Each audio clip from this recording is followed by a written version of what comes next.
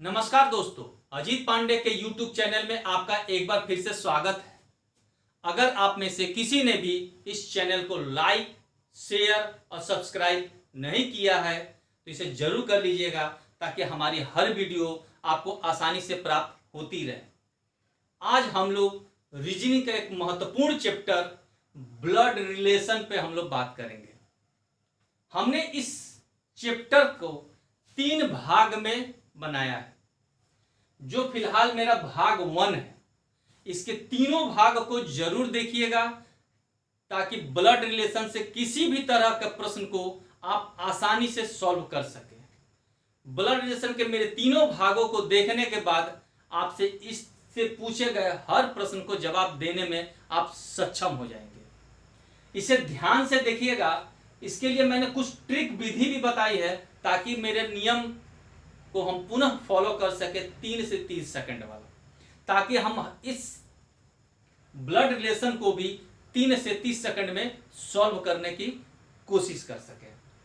यहां पर सबसे इंपॉर्टेंट बात आती है कि इस पूरे के पूरे चैप्टर में जो प्रश्न करता है उसको अपने आप को मानकर ही चलना है, यानी कि स्वयं को ही मानकर चलना है।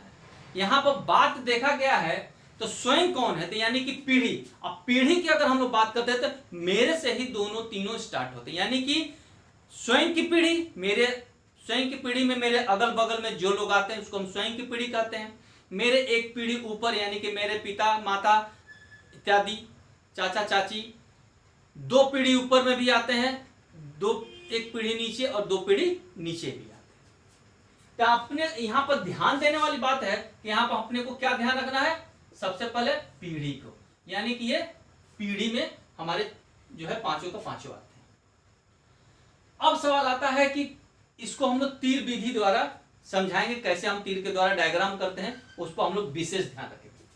स्वयं की पीढ़ी में कौन कौन लोग आते हैं, तो स्वयं के पीढ़ी में जो है आते हैं मेरे भाई, बहन, चचेरा ममेरा फुफेरा भाई, चचेरा ममेरा फुफेरी बहन, साथ में आता है पति और पत्नी। यहां पर विशेष ध्यान रखने वाली बात है, कई बार प्रश्न ऐसा आता है मेरा बड़ा भाई, मेरी बड़ी बहन, मेरी छोटा भाई छोटी बहन। तो इसका मतलब ये नहीं कि मेरा बड़ा भाई हो तो मेरे से ऊपर चला जाए, या छोटा भाई होगा तो मेरे से पीढ़ी नीचे चला जाए, नहीं। चाहे बड़ा हो या छोटा हो उससे कोई फर्क नहीं पड़ता, बस भाई होना चाहिए या बहन होना चाहिए, वो मेरे अगल बगल में ही आएंगे। जैसे भाई बहन पति पत्नी, चचेरा ममेरा फुफेरा भाई, साला साली, सब इत्यादि जो है स्वयं की पीढ़ी में ही आते हैं। इसे जो है हम लोग एक विधि द्वारा, यानी कि इसको अगर हम लोग ध्यान से देखा जाए तो हम लोग इसे सीधे तीर से दर्शाते हैं, यानी कि ये तीर जो है एक ग्राफ हमको केवल भाई बहन को ही, चाहे कोई भी भाई बहन हो उसको दर्शाता है। लेकिन यहां पर एक महत्वपूर्ण संबंध और है, जो है पति और पत्नी। पति और पत्नी की अगर हम लोग बात करते हैं तो इसको भी अगर हम लोग सीधे में दर्शाएंगे तो ये बताना कठिन हो जाएगा, क्योंकि हमारा एक सिद्धांत है कि अगर हम सवाल को बीच में से भी देख लें तो हम तुरंत वहां से आंसर को बनाने में सक्षम हो सके। यही कारण है कि आज भी हम कहते हैं कि 3 से 3 सेकंड में हम लोग सवाल को सॉल्व कर सकते हैं, यानी कि 3 से 30 सेकंड के लिए पहुंचने के लिए हमको हर उस छोटी छोटी बातों पर विशेष ध्यान रखना होगा। यानी कि अगर हम लोग यहाँ पर बात करते हैं, देखिए ए और बी की, जैसे ए जो है यहाँ पर ध्यान देखिए, ए और बी का भाई है या ए और बी की बहन है, तो यहाँ पर ए और बी की अगर हम इसको थोड़ा सा कर्व कर देते हैं, इस कर्व से क्या होता है कि ये दोनों एक दूसरे के पति पत्नी है। तो यहाँ पर थोड़ा सा तीर पर हम लोग लिख देते हैं, ये भाई है और ये पति है, यानी कि ये भाई को दर्शाता है और ये पति और पत्नी को दर्शाता। जब पति हो तो नेचुरल का पत्नी भी उसके साथ ही आती है। ये मेरा स्वयं की पीढ़ी में होता है। जैसा कि हमने आपसे कहा है कि यहाँ पर बड़ा छोटा का कोई मतलब नहीं है, जो भी होंगे वो मेरे समकक्ष में होंगे, यानी कि हमारे बराबर होंगे। दूसरी बात आपके सामने आती है एक पीढ़ी ऊपर। एक पीढ़ी ऊपर यानी कि मेरे से जस्ट ऊपर की बात करते हैं, इसमें आते हैं माता, पिता, चाचा, चाची, ये मेरे एक पीढ़ी ऊपर आते थे। इनको हम लोग कैसे तीर से दर्शाते हैं, ये तीर हम लोग कैसे दर्शाते थे, माने एक तीर ऊपर लेते हैं। उसके बाद हमारा जो आता है एक पीढ़ी नीचे, यानी कि जब एक पीढ़ी ऊपर जाएगा तो एक पीढ़ी नीचे भी तो आएगा। तो एक पीढ़ी नीचे में हमारा कौन आते हैं, ये आएंगे पुत्र, पुत्री और भतीजा, भतीजी। ये हमारे किस में आते हैं, एक पीढ़ी नीचे। इसको हम लोग कैसे दर्शाएंगे, इसको हम लोग कैसे दर्शाएंगे, इसको थोड़ा सा छोटे में कर देते हैं, इसको हम लोग ऐसे दर्शाएंगे, इसका तीर नीचे की तरफ लेते हैं। उसके बाद आता है दो पीढ़ी ऊपर, यानी कि मेरे एक पीढ़ी ऊपर मेरे पिताजी। अब मेरे पिताजी के ऊपर वाले जो होंगे, मेरे लिए दो पीढ़ी होंगे, लेकिन मेरे पिता के लिए वो एक पीढ़ी ऊपर होंगे। यहाँ पर कई बार प्रश्न में मैटर आ जाता है कि पिता के ऊपर वाले को हम लोग क्या कहें, तो पिता के ऊपर वाले को हम लोग क्या कहें, एक पीढ़ी ऊपर। लेकिन अगर मेरे से अगर आप बात करते हैं तो मेरे से तो दो पीढ़ी ऊपर हुए ना, तो हम लोग यहाँ पे क्या करते हैं, दो पीढ़ी ऊपर में क्या आ जाते हैं, दादा और दादी, नाना नानी। इसको हम लोग कैसे दर्शाते हैं, ये मेरा तीर दो ठो ऊपर की तरफ जाता है। ठीक है, यानी कि हमारा दो पीढ़ी ऊपर हो गया। जब पिता के ऊपर का बात पूछेगा तो उस समय हम लोग सवाल पे ध्यान देंगे, फिलहाल हमको इस चैप्टर को समझना है। फिर उसके बाद है दो पीढ़ी नीचे। दो पीढ़ी नीचे में क्या होता है, पोता, पोती, नाती और नतनी। इसको हम लोग कैसे दर्शाते हैं, इसको दो तीर नीचे कर देते हैं। यहां पर कई बार प्रश्न मैटर फंस जाता है कि सर ये बताइए कि पोता और नाती में क्या अंतर है। तो हम स्पष्ट आपको करना चाहेंगे, पुत्र के पुत्र को, पुत्र के पुत्र को पोता कहते हैं, और पुत्री के पुत्र को नाती कहते हैं। ठीक है, पुत्र के पुत्र को पोता कहते हैं, आप पुत्री के पुत्र को नाती कहते हैं। तो ये मेरा इसका दो तीर नीचे की तरफ आता है। यहां पर इस पूरे पीढ़ी में आपने गौर किया होगा कि दो व्यक्ति कंटिन्यू चल रहे थे। एक जो चल रहा था भाई बहन, यानी कि मेल फीमेल, जिसको हम लोग स्त्रीलिंग और पुल्लिंग कहते हैं। यहां पर मेरा एक तीसरा जो है प्लस माइनस का निर्धारण। अब यहां पर प्लस माइनस का निर्धारण आपको करते हुए चलना है। हम लोग जैसे जैसे आगे बढ़ेंगे वैसे वैसे इस बात को क्लियर करते चलेंगे कि इसमें से कौन प्लस है कौन माइनस है। यहां पर ध्यान देने वाली बात है, प्लस जो होता है वो मेल होता है, और माइनस जो होता है वो हमारा फीमेल होता है। माइनस क्या हो जाता है, मेरा फीमेल होता है। यानी कि प्लस पुरुष होता है और माइनस स्त्री होती है। यहां पर कई बार एक और मैटर फंसता है कि जब बच्चे सवाल करने बैठते तो सर हम एम और एफ लिख सकते हैं, बल्कि नहीं, हम लोग नहीं लिखेंगे। पूछिए क्यों, क्योंकि कई बार प्रश्न ए बी सी डी से स्टार्ट करता है, M N O P Q R S T से स्टार्ट करता है, तो उस दौरान हम एम को उस व्यक्ति के पुरुष को समझे। कई बार एम स्त्रीलिंग भी हो सकती है, यानी कि फीमेल भी हो सकती है, और एम पुल्लिंग भी हो सकता है। तो वहां पर नामकरण दिया है। अब जैसे मेरा नाम अजीत पांडे है, मेरे नाम से इस बात को आप क्लियर नहीं कर सकते कि हम मेल हैं कि फीमेल है, लेकिन जब हमारा रिलेशन बताया जाएगा, सर है तो नेचुरल है कि हम मेल ही होंगे, अगर फीमेल होंगे तो नेचुरल कि हमारा नाम मैडम पे आ जाएगा। तो उसी तरह किसी यहां पर ध्यान रखें कि इस पूरे चैप्टर में नाम से आप कभी भी किसी का लिंक का निर्धारण नहीं कर सकते। उसका निर्धारण कैसे करते हैं, उसके बताए हुए संबंधों के आधार पे। तो हमको जब भी चलना है तो प्लस और माइनस को लेकर चलना है, जैसे जैसे हमारा आएगा। ठीक है, ध्यान दीजिएगा। अब सवाल एक आता है, यहां पर कई बार प्रश्न पूछा जाता है, जैसे ए बी का भाई है। अब ध्यान दीजिएगा, ए जो है बी का भाई है। अब सवाल आता है कि इन दोनों में से हम कैसे करेंगे। तो ए बी का भाई है ना, तो ए प्लस हो गया, बी कौन है मालूम नहीं, बी के बारे में अभी क्लियर है, क्योंकि हमारी बहन का भी हम भाई हो सकते हैं और भाई का भी हम भाई हो सकते हैं, यानी कि ए बी का भाई है। अगर इस दोनों को अगर हम ये कह दें कि अगर इस दोनों में ऐसा प्लस आ जाए तो दोनों एक दूसरे के भाई हो गए। उसी तरह ए और बी के बीच में माइनस और प्लस का रिश्ता दे दिया जाए, यानी कि ये भाई और इसकी बहन हो गई है। लेकिन अगर यहीं पर हम दोनों को माइनस दे दें, ये दोनों एक दूसरे के बहने हैं। अगर यही दोनों को हमने जैसा कि आपसे ऊपर कहें दोनों को प्लस दे दिया जाए तो दोनों एक दूसरे के भाई होते हैं। ये इस तरह करके हम लोग प्लस माइनस का निर्धारण कर लेते हैं। ये था समकक्ष का रिश्ता, यानी कि स्वयं की पीढ़ी में। अगर एक पीढ़ी ऊपर की बात करते हैं तो यहां पर भी मान लीजिए ए बी का क्या होता है, ए बी का पिता है। तो बी कौन है मालूम, बी तो या तो पुत्र या पुत्री होगा, ये तो क्लियर है। लेकिन ये मेल या फीमेल होगा ये हमको क्लियर नहीं। तो हम लोग इसको क्या करते हैं, प्लस और माइनस दोनों लेकर लिख देते हैं। यहां पर हम आगे का सवाल में एक बात स्पष्ट आपको बताएंगे, इस प्लस माइनस को भी लिखना बंद कर दीजिएगा। यहां कुछ न लिखने का मतलब ही हो गया कि ये इसका हमारा क्लियर नहीं है, ये प्लस है कि माइनस है, इसका हम निर्धारण नहीं कर सकते। अगर हम दोनों का ऐसे प्लस कर दें तो स्पष्ट है ये पुत्र है उसका ये पिता है। अगर हम यहां पर माइनस कर देते हैं तो स्पष्ट है ये पुत्र का ये माता लगेगी। इस तरह करके हम लोग निर्धारण कर लेते हैं।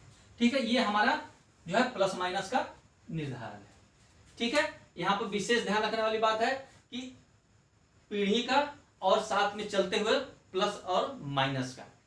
एक तो था हमारा प्लस और माइनस का निर्धारण, क्लियर।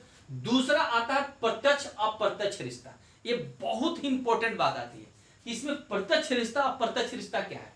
जैसे कहता है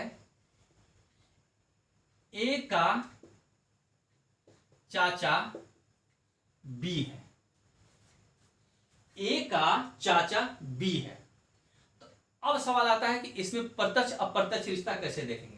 यानी कि ए है तो बी को अगर हम यहां लिख देते हैं, ध्यान दीजिएगा, अगर हम बी को यहां लिख देंगे तो ए का जैसे हम ऐसे करें तो ये पिता हो जाएगा, बी क्या हो जाएंगे, पिता हो जाएंगे। चाचा नहीं होता, चाचा किसे कहते हैं, तो पिता के भाई को हम लोग क्या कहते हैं, चाचा कहते हैं। तो अब हमको क्या करना होगा कि यहां पर जब बी है तो इसको हम लोग क्या करेंगे, माना कि ए का कोई एक पिता है यानी कि प्लस है, इसी का एक भाई है जो बी है वो भी प्लस है, यानी कि ए बी का चाचा है। देखिए ये आपका तीर, यानी कि अगर हम इसको प्रत्यक्ष अप्रत्यक्ष की बात करते हैं तो ये क्या हुआ, प्रत्यक्ष रिश्ता है, और ये कौन सा है, अप्रत्यक्ष रिश्ता है। ये दोनों एक दूसरे के रूपक है, मतलब प्रत्यक्ष अप्रत्यक्ष रूप का दर्शाता है। यानी कि ए हमारा क्या हुआ, प्रत्यक्ष, अब बी हमारा क्या हुआ, दूर का रिश्ता, यानी कि बगल के रिश्ते को ये बताता है। इस बात को हम लोगों को ध्यान रखना है। ठीक है,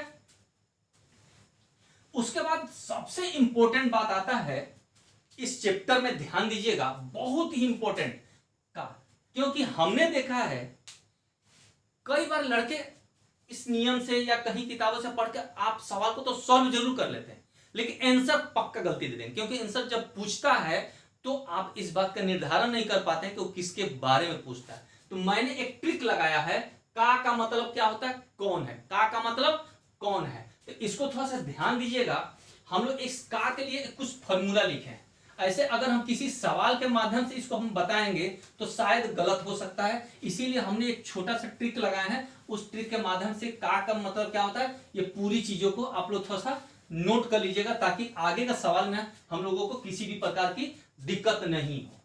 जैसे रामायण, तो हम लोग जानते हैं कि रामायण में रामचंद्र जी और दशरथ के बीच का क्या संबंध है। तो राम जो है दशरथ के पुत्र है और दशरथ राम के पिता है। तो हम लोग यहां पर लिखते हैं, एक में लिखते हैं राम का दशरथ से क्या संबंध है, क्या संबंध है। ठीक है, यानी कि क्या होता है, अब सवाल आता है कि क्या संबंध है, अपने को ध्यान देने वाली बात है। तो राम का दशरथ से क्या संबंध है, तो हम जो पूछ रहे हैं राम के बारे में पूछ रहे हैं कि दशरथ के बारे में पूछ रहे हैं, इस बात को तो हम क्लियर नहीं कर रहे हैं। तो हम क्या करते हैं, इसको काटते हैं। तो काको काटो कौन लिखो, ध्यान दीजिएगा, काको काटो कौन लिखो, यहां पर काको काटो और कौन है लिखो। तो अब थोड़ा सेंटेंस को पढ़िए, आप डायरेक्ट आंसर बोलेंगे। राम कौन है, दशरथ का, यानी कि दशरथ से पूछ रहा है राम का संबंध। राम कौन है, पुत्र। क्लियर। उसी तरह दूसरे में आता है दशरथ का राम से क्या संबंध है। फिर वही बात आ गई, काटो और कौन लिखो। दशरथ कौन है, तो पिता हो गए। यानी कि राम और दशरथ के बारे में दोनों से एक शब्द क्लियर हो गया, आगे पीछे भी रहेगा। तो यहां पर ध्यान रखें, का को अपने को ध्यान रखना है। तीसरे में हम लोग ध्यान दीजिएगा, यही चीज पूछता है, राम से दशरथ का क्या संबंध है, क्या संबंध है। ठीक है, ध्यान दीजिएगा। दशरथ के बाद, यानी कि एक बात ध्यान रखें, जिस नाम के बाद अगर का आता है उसको हम लोग कौन पूछते हैं। तो दशरथ के बाद का है, तो का मतलब क्या होता है, कौन है। यानी कि दशरथ कौन है, राम से दशरथ कौन है, यानी कि क्या हो जाएगा, फिर पिता हो जाएगा। यही चीज को हम लोग क्या कर सकते हैं, तीसरे के बाद चौथे में ध्यान दीजिएगा, दशरथ से राम का क्या संबंध है ना। तो राम को कहा है काटिए, राम कौन है, तो पुत्र है।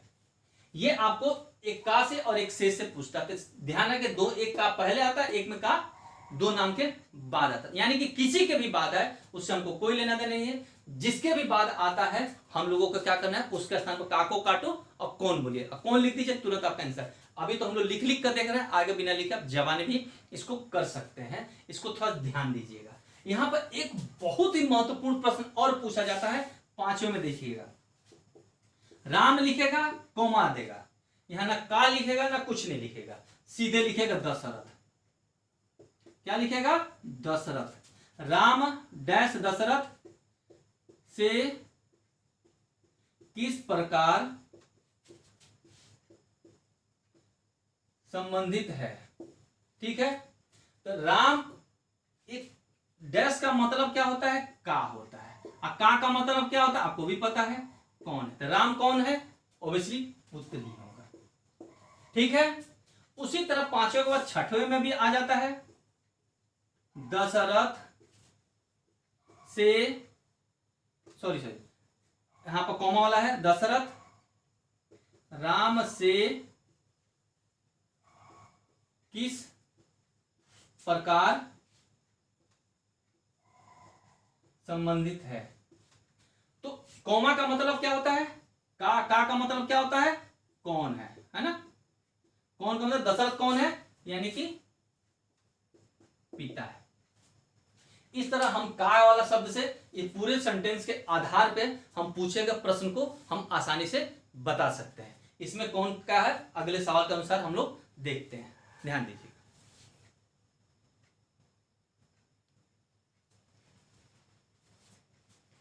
ध्यान दीजिएगा। यहां पर कुछ प्रश्न है एग्जाम्पल के तौर पे। कहता है दया का भाई अमित है। तो जैसे जैसे प्रश्न चलेगा उसमें हमने आपसे पहले भी कहा था कि प्लस और माइनस का निर्धारण करते हुए चलना है। ठीक है, नहीं तो सवाल में गलती होने की संभावना बहुत ज्यादा बढ़ जाती है। कहता है क्वेश्चन नंबर 1, क्वेश्चन नंबर 1 का आंसर है ना। कहता है दया का भाई का मतलब क्या होता है, बगल में भाई अमित है। क्या है, अमित है।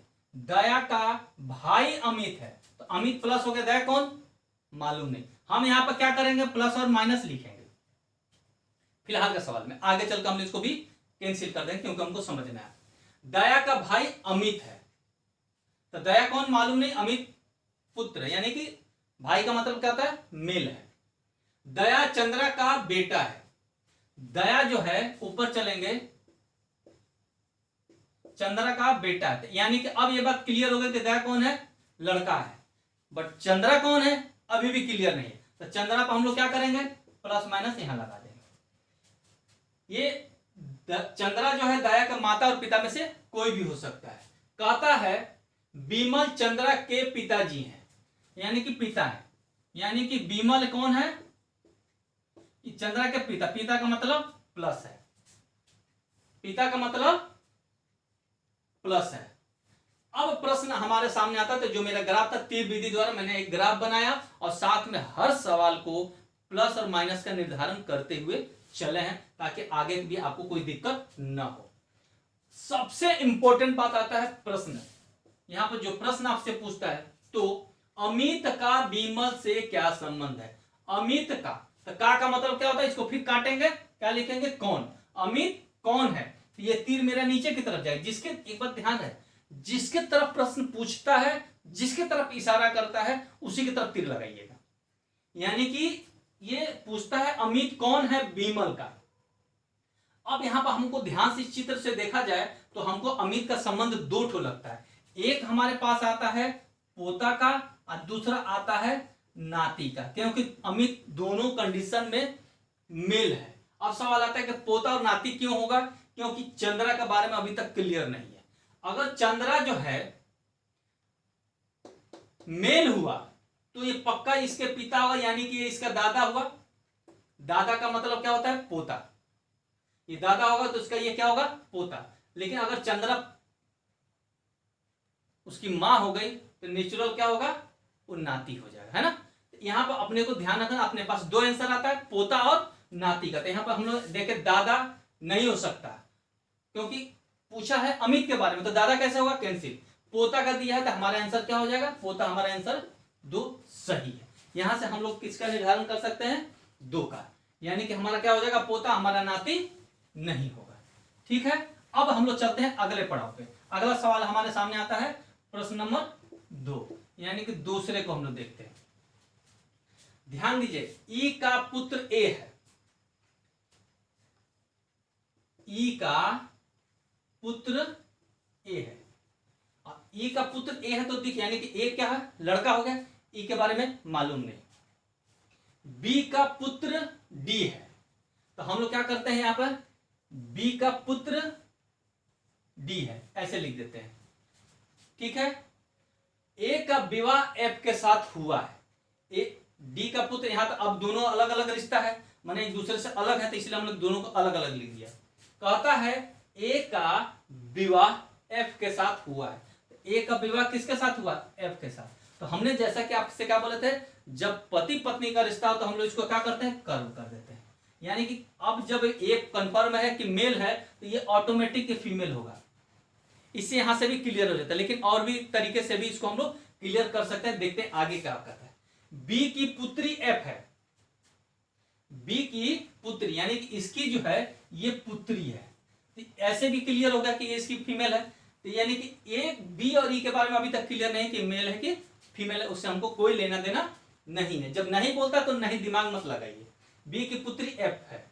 अब यहां पर प्रश्न पूछता है डी डैश माने कॉमा, डी कॉमा ए से किस प्रकार संबंधित है, यानी कि डी यहां से ये तीर कहां जाएगा। अब चूंकि हम लोग ऐसे तो नहीं कर सकते, ऐसे करते तो पति पत्नी हो जाता है, ये हमारे लिए दिक्कत हो जाएगा, तो हम लोग इसको कैसे करेंगे, सीधे करेंगे, है ना।